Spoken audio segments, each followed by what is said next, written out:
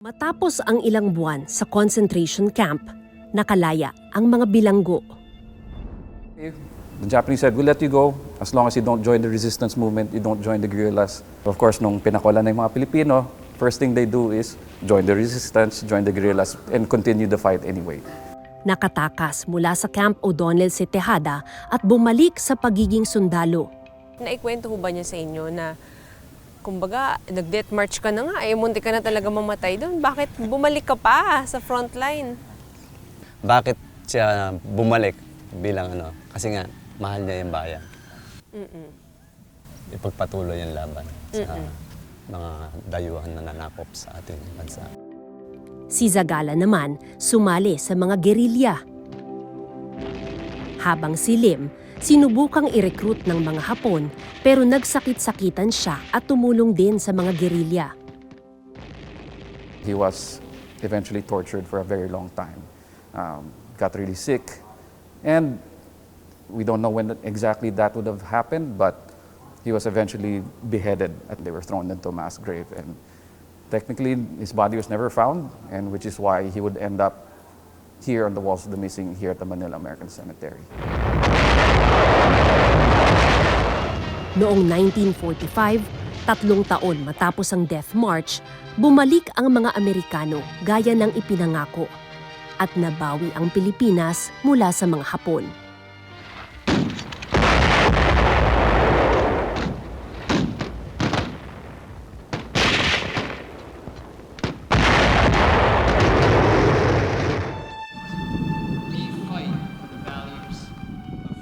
Nito lamang Marso, sa ika-80 anibersaryo ng paglaya ng Maynila, bumisita ang 2 sa mga Amerikanong lumaban para sa ating kasarinlan.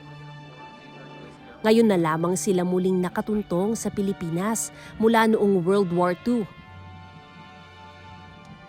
80 years ago, I was here under circumstances far different from what they are today.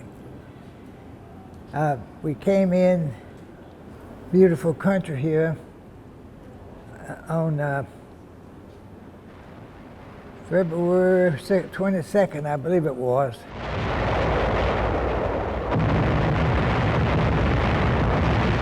My life was 20 blocks north, 20 blocks south, 20 blocks east and west. Here I'd go, come to the Philippines, thousands of miles away from my home. It was worth it.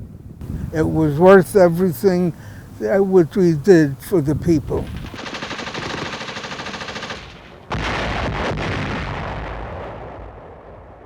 The world has to grow up knowing what we did in the past, hopefully for the best in the future. So that we learn and do not repeat the mistakes of the past. Yes. Nang makarating sa Capas, binisita ni Jimmy ang pangalan ng tatay niya.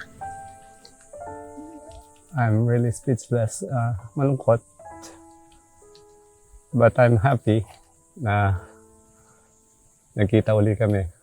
And I'm sure na welcome niya ako.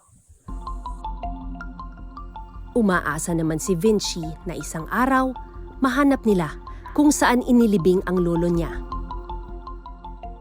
Ang pangalang General Vicente Lim nananatili sa listahan ng Wall of the Missing.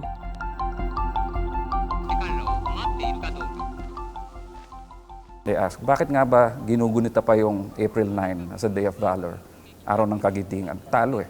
After that, the Bataan Death March, a disaster. The only reason they surrendered was that they had reached the limits of human endurance, and what else can you do at that point? And to me, that's why we celebrate it. It's because it's that spirit of being able to just do your duty knowing that it was a hopeless situation and they did it anyway.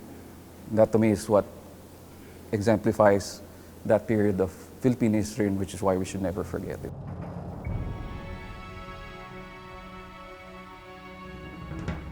Si Major General Zagala, pinamumunuan ngayon ang AFP Reserve Command.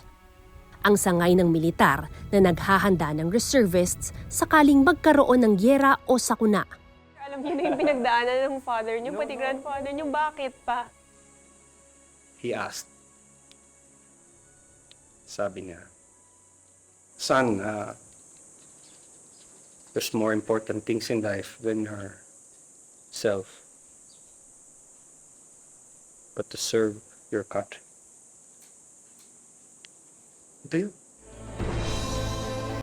Maraming salamat sa pagtutok sa Eyewitness mga kapuso. Anong masasabi niyo sa dokumentaryong ito? I-comment na yan at mag-subscribe sa GMA Public Affairs YouTube channel.